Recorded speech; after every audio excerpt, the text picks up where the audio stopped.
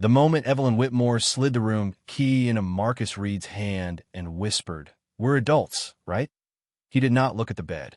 He looked at the tiny red light blinking above the hotel hallway door. One room, one bed, one billionaire CEO in a red dress sitting beneath soft gold lamps, her diamonds catching the light like small warnings. And one black single father in a plain white shirt, standing still with a key card between his fingers, knowing that one wrong step could cost him his job, his name, and the health insurance his little girl needed to breathe through the night. In his jacket pocket, his thumb brushed a folded white handkerchief stitched in crooked purple thread. "Come home clean, Dad." Evelyn tilted her head, guarded and unreadable, while the receptionist behind them pretended not to stare. Down the hall, someone's phone camera lowered too late. Marcus said nothing for 2 seconds. Then he held the key card flat in his palm, like it was not an invitation, but evidence.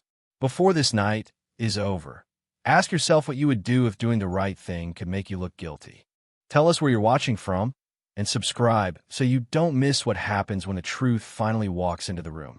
Marcus had learned long ago that dignity was not something a man announced. It was something he folded into his shirt before dawn, something he carried in quiet hands. Something he kept even when people looked at him like he had already done something wrong. That morning, he had stood in a narrow apartment kitchen in Newark while Zoe sat at the table with her inhaler beside her cereal bowl, swinging her small feet above the cracked linoleum. She was 7, too observant for her age, with braids Marcus had redone twice because the first part came out crooked. On the chair behind him lay his pressed white shirt. Not new, not expensive, just clean. Zoe watched him button the cuffs, as if he were putting on armor. "Is this the big review day?" she asked. Marcus smiled without showing his worry. "Something like that." On the counter sat a pharmacy receipt he had turned face down. The number on it was more than he had in checking. Whitmore Global had promised that if he made full-time security supervisor after this probation review, the benefits would start the next month. Benefits meant Zoe's inhalers, doctor visits, fewer nights counting breaths in the dark. Before he left, Zoe ran to her room and came back with a white handkerchief folded into a careful square. The words were uneven because she had stitched them herself with a plastic needle from a craft kit. "Come home clean, Dad. It means don't spill coffee," she said, trying to sound serious. Marcus took it like it was sacred. "I'll do my best." She looked up at him then, and her voice got smaller. "No, I mean come home like you left." By nightfall, that same handkerchief was in his pocket when the storm shut down every flight out of Chicago, when the conference hotel filled with stranded executives, when Graham Vail, Whitmore's CFO, smiled too smoothly and said arrangements had been handled. Now, in the doorway of the only room left, Marcus glanced once at Evelyn, once at the camera, and once at the key card. A fresh scratch cut across its black stripe. His fingers closed around Zoe's handkerchief, because that card had already been used before they ever reached the door. By the time Marcus Reed stepped into the service elevator that morning, the white handkerchief was already folded inside his jacket, pressed flat against the place where fear usually sat. He had not told Zoe how close they were to the edge. Children should not have to know the price of inhalers, or the way a father's stomach tightens when a pharmacy clerk says the insurance still has not started. So Marcus kissed the top of her braids, checked the zipper on her backpack, and walked her to the school bus with the same calm face he wore for security cameras, supervisors, and strangers who mistook quiet for weakness. Zoe held his hand until the bus doors opened. Then she turned back, her small chest rising carefully in the cold air. "Dad," she said, "if they make you mad today, don't let them change you." Marcus looked down at her, and for a second the whole street went still except for the hiss of the bus brakes. "Nobody gets to do that," he said. She nodded like she was the one sending him into battle. At Whitmore Global, the lobby floors shined so hard they reflected people who never looked down. Marcus entered through the employee side, past the loading dock, past the bins of flowers being carried upstairs for executives who would not remember the names of the men who arranged them. His shoes were polished but old. His badge still said temporary. On the 23rd floor, the security office smelled like burnt coffee and printer toner. A stack of incident reports waited beside a memo about probation reviews. His name was circled in blue ink. Not promoted. Not rejected. Pending. That word followed him all morning. Pending meant no benefits yet. Pending meant Zoe's next prescription might have to wait. Pending meant one person in a glass office could decide whether his daughter slept easier next month. Marcus did not complain. He checked camera feeds, logged deliveries, corrected a badge error for a young intern who had been crying in the hallway, and quietly covered for another guard who needed to leave early for his son's dentist appointment. When a man thanked him, Marcus only said, "Go be there." Just before noon, an email appeared on his cracked phone. Travel update. Chicago Leadership Conference. Security/logistics support required. Report to executive floor immediately. Graham Vale's name sat at the bottom of the message like a thumbprint. Marcus read it twice. He had never been assigned directly to the CEO's travel team before. Men like him guarded doors around power. They did not ride beside it. In the reflection of the dark phone screen, Marcus saw the collar of his clean white shirt and the tiredness he had hidden from Zoe. His hand moved to the handkerchief. "Come home clean, Dad." Upstairs, behind glass walls and silent assistants, Evelyn Whitmore was already waiting beside a silver suitcase, while Graham Vale looked Marcus up and down and smiled like the decision had been made before Marcus entered the room. Marcus followed Evelyn Whitmore through the executive floor with 2 steps of distance between them, close enough to do his job, far enough to make sure no one could mistake his place. The hallway was all glass, marble, and quiet money. Assistants lowered their voices when Evelyn passed. Board members looked through Marcus first, then at his temporary badge, then at the scuffed edge of his left shoe. Graham Vale walked beside them with the easy confidence of a man who had never had to prove he belonged in a room before entering it. "Security support?" One board member murmured, not quietly enough. "For Chicago." Graham smiled without turning his head. "Temporary coverage.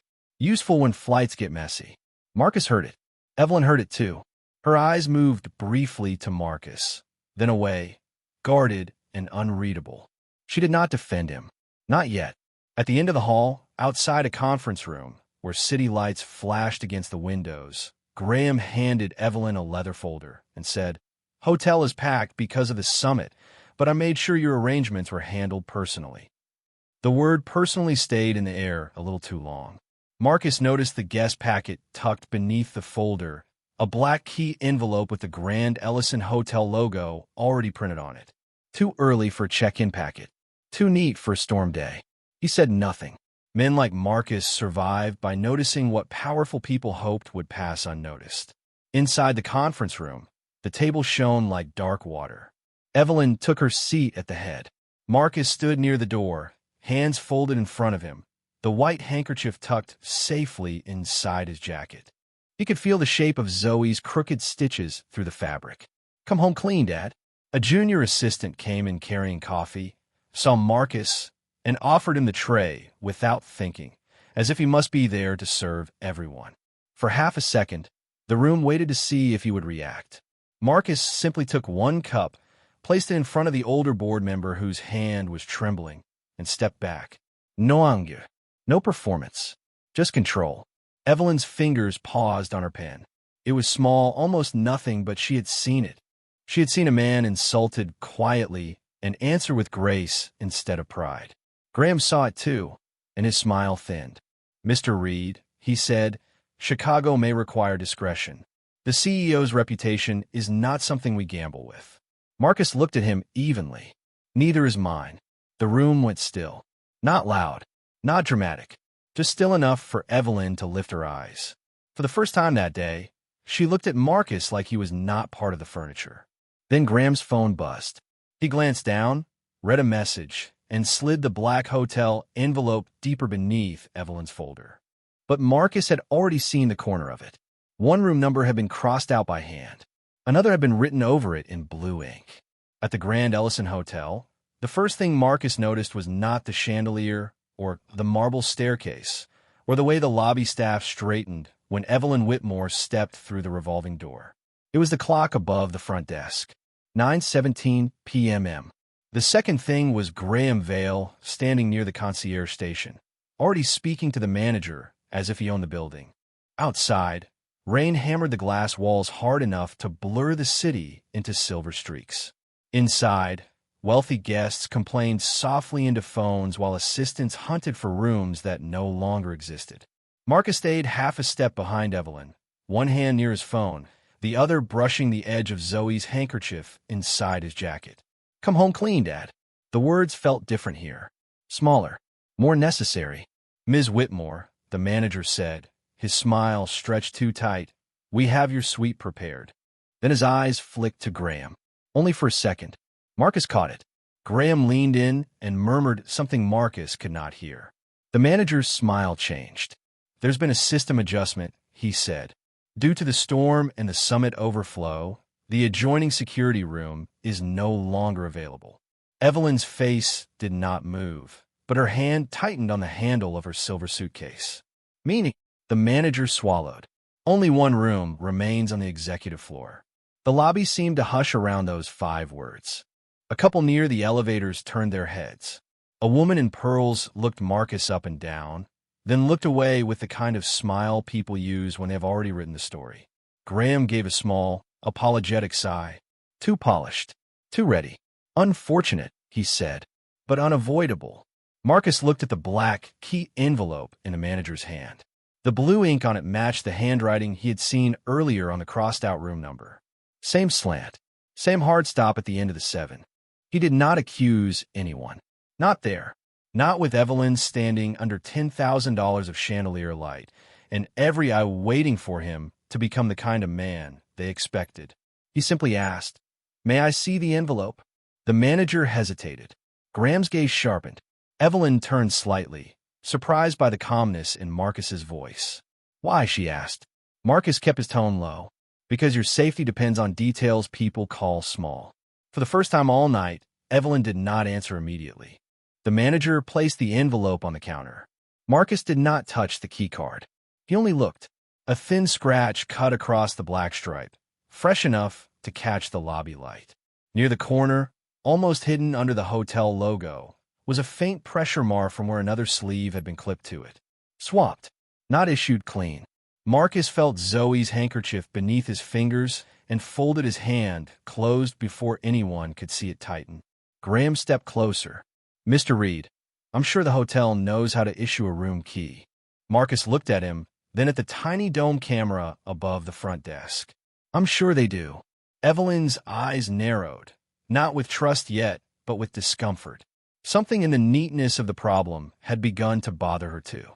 Then the manager slid the key card forward, and Marcus saw the printed timestamp on the receipt beneath it. 8:43 p.m. 34 minutes before they arrived. Graham reached for the envelope first. Marcus was faster, but only by an inch.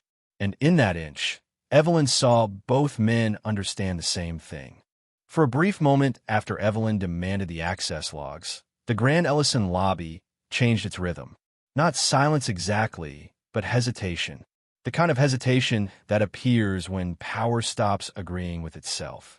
Marcus stood near the counter, rain still drying in uneven patches on his shoulders, watching the manager move toward the back office like a man walking into a storm he did not control anymore. Evelyn had not looked at Graham since she gave the order. That alone shifted the temperature of the room.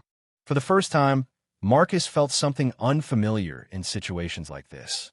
Not safety, not victory, just space. A thin, unstable space where the story had not yet been finalized by someone richer than him. He exhaled slowly, almost unconsciously, and touched the white handkerchief in his jacket. "Come home clean, Dad."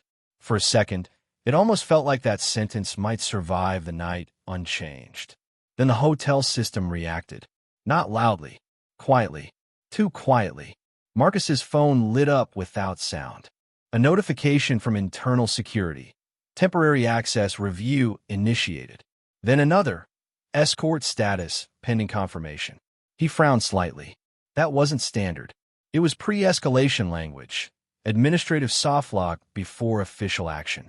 Across the lobby, Graham was no longer speaking. He was observing. And people who observe instead of act are usually waiting for something already in motion. Evelyn stood at the counter, still watching the manager disappear behind the glass door. "Print everything," she said again, firmer now. "All of it." The receptionist hesitated before typing, fingers slower than they should have been. Marcus noticed that too. Small delays always meant instructions had already been received elsewhere. That was when his phone vibrated again. This time not security. Aftercare center. Zoe. He answered immediately. "Daddy?" Her voice was smaller than before. Not scared yet, but close to it. "Hey, baby. I'm here." A pause. Background noise of classroom or hallway. "They said you're in trouble." Marcus closed his eyes briefly. "I'm not in trouble. I'm working. But you're not coming?" The question wasn't an accusation. It was calibration. A child trying to understand if stability still existed in real time. Marcus looked up toward the glass ceiling of the lobby, rain pressing against it like a second world. "I will come," he said quietly. "Just later than I promised." A long silence followed. Then Zoe whispered, "Okay, just don't disappear like Mom did." The line hit without drama. That was the worst part. No music, no emphasis, just truth spoken too early by someone too small to carry it properly. "I won't," Marcus said. But even as he said it, the hotel system issued its second response. A new alert appeared on his screen. Hallway footage flagged for compliance review. He didn't open it. He already knew what it was. Not new evidence. Repackaged intent. The 7 seconds again, but now labeled, redistributed, quietly forwarded into internal channels. Not accusation yet. Preparation. Behind the counter, Evelyn finally turned slightly toward him. "Did you see something else?" she asked, quieter now. Marcus didn't answer immediately, because something about the system felt wrong in timing, not content. Like a story being staged in phases instead of moments. Graham finally moved again. One step, not toward Marcus, toward the elevator bank. Like someone who no longer needed to stay present to remain in control. And in that instant, Marcus understood something colder than accusation. The decision had already started before the lobby ever looked like it did tonight. The elevator doors opened again, and this time the lobby understood before anyone spoke. 2 hotel security officers stepped out first, not rushing, not angry, just arranged with the quiet precision of people who had already been told where to stand. Behind them came a corporate compliance manager holding a tablet angled toward his chest, but Marcus still saw enough. His name, a red flag, temporary restriction pending review. Evelyn stepped forward at once. "I did not authorize enforcement." The compliance manager did not look at her. "This is Reputational Risk Escalation Protocol, MS. Whitmore. Protocol, not truth, not evidence. A cleaner word for a dirty decision." Graham stood near the elevator bank with his hands folded, watching the scene the way a man watches a door close after he has already locked it from the other side. Marcus looked from Graham to the tablet, then to the small dome camera above the front desk. The pieces did not feel random anymore. They felt timed. First the room, then the card, then the cropped hallway clip. Now the protocol. The officer nearest Marcus took one careful step closer. "Mr. Reed, we need you to come with us for administrative review." Marcus did not move. His hand went to his jacket, not in defiance, only instinct, and his fingers found the soft edge of Zoe's handkerchief. "Come home clean, Dad." If he followed them quietly, the system would label him contained. If he refused, the camera would label him aggressive. That was the trap, not a choice. A box. Evelyn turned to Graham, her voice lower now. "You escalated this before the access log printed." Graham's answer was calm enough to sound reasonable.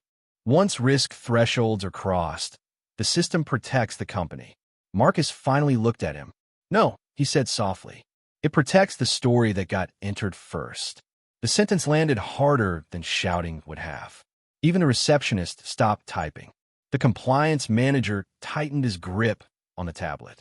Evelyn's eyes shifted toward Marcus, not with trust yet, but with the discomfort of hearing something she could not dismiss. The officer gestured toward the elevator again. "Sir." Marcus took one slow breath. He could feel everyone waiting for him to give them the wrong reaction. Anger would help them. Fear would help them. Begging would help them, so he gave them none of it. He unbuttoned his jacket with 2 fingers, took out the white handkerchief, and folded it once in his palm. "I'll go," he said, "but document that I asked for the access log before you removed me." Graham's jaw tightened. Evelyn looked at the manager. "Do that," she said. For the first time, the manager hesitated in Graham's direction instead of hers. Marcus saw it. Evelyn saw it too. And when Marcus stepped toward the elevator, quiet and upright, he left the handkerchief on the counter beside the scratched key card, forcing every camera in that lobby to record the one thing Graham had not planned for: a man walking into the trap without letting the trap define him. For 1 second, Graham's assistant looked like a woman who had accidentally touched a live wire. Her eyes dropped to the handkerchief, then flicked toward Graham, then away too fast. Marcus saw it. Evelyn saw it too. Even Graham saw enough to step in front of her. "Take his badge," he said. The first security officer reached for Marcus's chest. Marcus did not pull back. He unclipped the temporary badge himself and placed it on the counter beside the key card and the handkerchief. 3 small things in a line: a job, a trap, a promise. The lobby watched as if it were entertainment. The corporate relations woman tapped something into her tablet. Suspended. Pending investigation. No benefits. No review. No full-time position. The words did not need to be spoken for Marcus to feel them land. His phone buzzed again. Zoe's aftercare teacher. Marcus answered because a father answers. "Mr. Reed," the woman said carefully, "Zoe is okay, but she's worried. She heard you might not be coming." Across the lobby, Evelyn's face changed at the sound of Zoe's name. Marcus turned slightly away from the crowd. "Tell her I'm coming," he said. "Tell her I just got held up." There was a small rustle. Then Zoe's voice came through, thin and brave. "Daddy." Marcus closed his eyes. "I'm here, baby. Did you come home clean?" The question cut through the marble lobby more sharply than any accusation. Marcus did not look at Graham. He did not look at Evelyn. He looked at the white handkerchief on the counter. "Not yet," he said softly, "but I will." Graham used that moment. "You hear that?" he said to corporate relations. "He's admitting there's an issue." Evelyn turned on him. That is not what he said. It was the first time she had corrected him in front of everyone. Not enough to save Marcus, but enough to crack the room's certainty. Graham's assistant took half a step back, her fingers trembling around her phone. The movement exposed something white tucked beneath her tablet case. A corner of fabric. Purple thread. Marcus's gaze sharpened. The handkerchief on the counter was still there, but the fabric in her case had the same crooked stitching along the edge. Not Zoe's words. A practice strip. A torn piece. The one Zoe had thrown away that morning. The one Marcus had dropped near the service elevator without noticing. Graham's assistant had picked it up. Why would she have it? Marcus could have said it then. He could have reached for it, made a scene, forced everyone to look. But the security officer was already blocking him, and Zoe was still breathing into the phone, waiting for her father to become the kind of man she believed he was. Marcus made the harder choice. He stepped back. He let them escort him from the lobby without grabbing, shouting, or giving Graham the anger he wanted on camera. At the revolving door, rain slapped the glass like applause from a cruel world. Evelyn stood frozen by the counter, staring at the 3 objects Marcus had left behind. The badge, the key card, the handkerchief. Then Graham's assistant made one mistake. She turned to leave, and the tiny corner of purple thread slipped from her tablet case onto the marble floor. The purple thread hit the marble floor so softly that most of the lobby missed it. Evelyn did not. She bent before Graham could stop her and picked up the torn practice strip between 2 fingers. The stitches were uneven, childlike, the same shade as the words on Marcus's handkerchief. For the first time all night, Evelyn Whitmore stopped looking like a CEO managing exposure and started looking like a woman realizing she had been managed.